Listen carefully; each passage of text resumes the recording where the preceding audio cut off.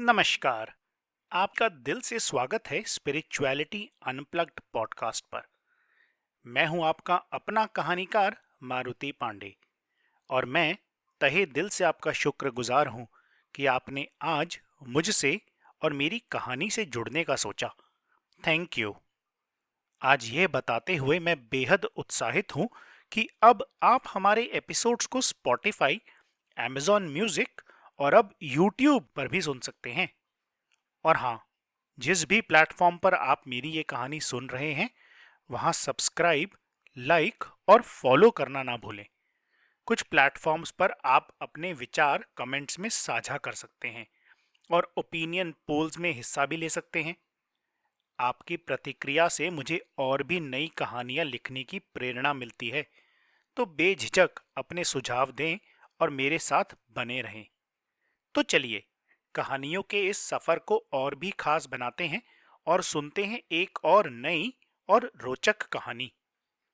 आज तारीख है 28 सितंबर और कुछ ही दिनों में पितृपक्ष के समापन के साथ शुरुआत होगी शारदीय नवरात्रि की। इसी के साथ त्योहारों की चहल पहल भी दस्तक देने लगेगी।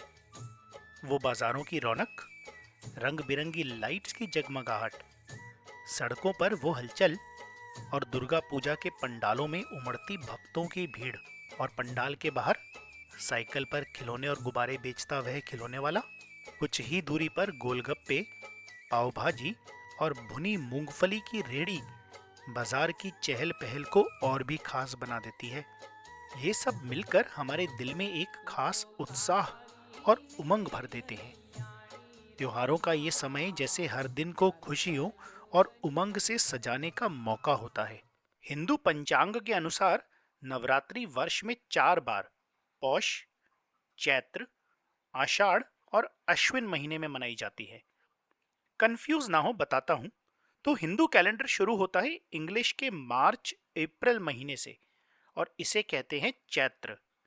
फिर आएगा वैशाख यानी अप्रैल में, उसके बाद ज्येष्ठ, आषाढ़, श्रावण, भाद्रपद, अश्विन, कार्तिक, अग्रहायण, पौष, माघ और अंत में फाल्गुन यानी इंग्लिश कैलेंडर का फरवरी मार्च।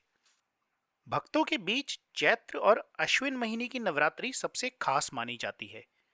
पौष और आषाढ़ महीने में मनाई जाने वाली नवरात्रि को गुप्त नवरात्रि कहते हैं।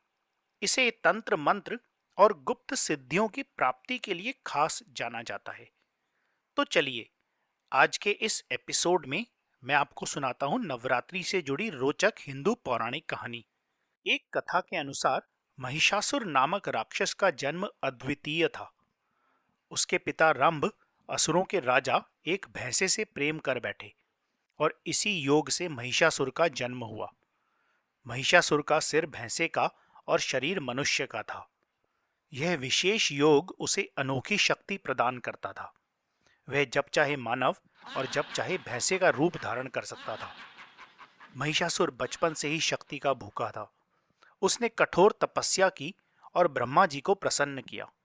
उसकी भक्ति से प्रसन्न होकर ब्रह्मा जी ने उसे ऐसा वरदान दिया जो उसे अजेय बना देता था।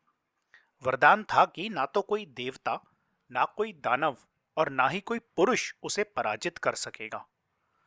वरदान मिलने के बाद महिषासुर एक अजेय और अत्याचारी राक्षस बन गया था। उसने अपनी शक्ति के मद में चूर होकर स्वर्ग पर आक्रमण किया और इंद्र सहित सभी देवताओं को पराजित कर स्वर्ग पर अपना अधिकार जमा लिया।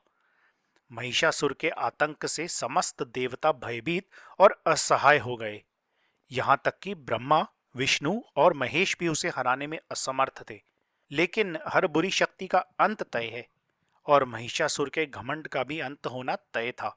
ऐसे समय में सभी देवताओं ने अपनी शक्तियों का समन्वय कर मां दुर्गा का आह्वान किया। मां दुर्गा अनेक देवताओं की शक्तियों से प्रकट हुई और उन्होंने महिषासुर के साथ 9 दिनों तक भयंकर युद्ध किया। 10वें दिन अपने त्रिशूल से मां दुर्गा ने महिषासुर का वध किया और देवताओं को उसके आतंक से मुक्ति दिलाई। इस विजय के बाद मां दुर्गा को महिषासुर मर्दिनी यानी महिषासुर का वध करने वाली के रूप में भी पूजा जाने लगा। नवरात्रि के पावन दिनों में जब भी आप मां दुर्गा की पूजा के दृश्य देखते हैं, वहां देवी की मूर्ति के साथ असुर महिषासुर की भी प्रतिमा होती है। इस प्रतिमा में देवी दुर्गा अपने त्रिशूल से महिषासुर का वध कर रही होती हैं और यह दृश्य अच्छाई की बुराई पर विजय का प्रतीक है। तस्वीरों और मूर्तियों में हमेशा महिषासुर को देवी के समक्ष घुटने टेकते हुए दर्शाया जाता है। तो यह थी नवरात्रि के पीछे की पहली कहानी। अब सुनते हैं दूसरी कथा। एक समय की बात है, एक नगर में एक ब्राह्मण रहता था जो मां भगवती दुर्गा का परम भक्त था। उसकी एक सुंदर और संस्कारी बेटी थी जिसका नाम था सुमति। ब्राह्मण प्रतिदिन बड़े नियम और श्रद्धा से दुर्गा मां की पूजा और यज्ञ करता था। सुमति भी हर दिन इस पूजा में शामिल होती, लेकिन एक दिन वह खेल में इतना खो गई कि पूजा में भाग नहीं ले पाई। जब ब्राह्मण ने देखा कि उसकी बेटी पूजा में नहीं आई तो उसे बहुत क्रोध आ गया।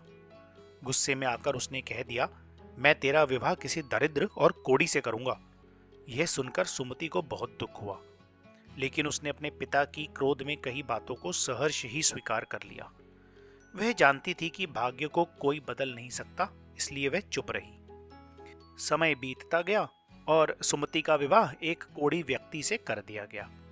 सुमति अपने पति के साथ चली गई, लेकिन पति का कोई घर नहीं था, तो उन्हें जंगल में घास के आसन पर ही सोना पड़ा।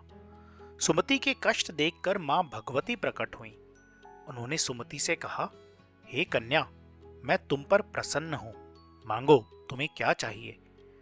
सुमति ने विनम्रता से पूछा, मां, आप मुझ पर किस कारण से प्रसन्न हैं? तब देवी ने बताया, तुम पिछले जन्म में एक भील की पतिव्रता स्त्री थी। नवरात्र के दिनों में तुमने अनजाने में बिना कुछ खाए पिए व्रत किया था और उसी व्रत के फल स्वरूप मैं तुम पर आज प्रसन्न हूं। सुमति ने कहा, मां, यदि आप मुझ पर प्रसन्न हैं तो मेरे पति का कोढ़ दूर कीजिए। मां भगवती ने उसकी ये इच्छा पूरी कर दी और उसके पति का शरीर रोग मुक्त हो गया। यह थी नवरात्रि से जुड़ी दूसरी कहानी। अब सुनते हैं तीसरी कहानी, जो है रामायण के एक प्रसंग से। जब भगवान श्री राम ने लंका पर चढ़ाई करने की ठानी तो उन्होंने एक महान अनुष्ठान का संकल्प लिया। यह समय था अश्विन मास का। अश्विन मास बोले तो इंग्लिश कैलेंडर का सितंबर अक्टूबर महीना। रामायण के इस प्रसंग के अनुसार भगवान श्री राम, लक्ष्मण, हनुमान व समस्त वानर सेना ने माता शक्ति की आराधना के लिए नवरात्र का व्रत रखा और 9 दिनों तक माता शक्ति की उपासना कर देवी से विजय का आशीर्वाद प्राप्त किया। 10वें दिन, दशमी के दिन व्रत का पारायण कर लंका पर आक्रमण किया। रावण का अभिमान चकनाचूर हुआ और राम ने उसे पराजित कर धर्म और सत्य की जीत का परचम लहराया। ऐसा कहा जाता है कि भगवान राम पहले राजा थे जिन्होंने नवरात्रि के इन 9 दिनों का व्रत रखा और देवी की पूजा की थी। यह अनुष्ठान आज भी भक्तों के लिए प्रेरणा का स्रोत है। यह बताता है कि सच्ची भक्ति और शक्ति की आराधना से हर बाधा पर विजय प्राप्त की जा सकती है। तो यह थी नवरात्रि से जुड़ी 3 रोचक कहानियां। उम्मीद करता हूं आपको यह एपिसोड पसंद आया होगा। माता रानी आप पर और आपके परिवार पर अपनी कृपा सदा बनाए रखे। इसी मनोकामना के साथ अभी आपसे विदा लेता हूं। जयकारा शेरा वाली दा, बोल सांचे दरबार की जय।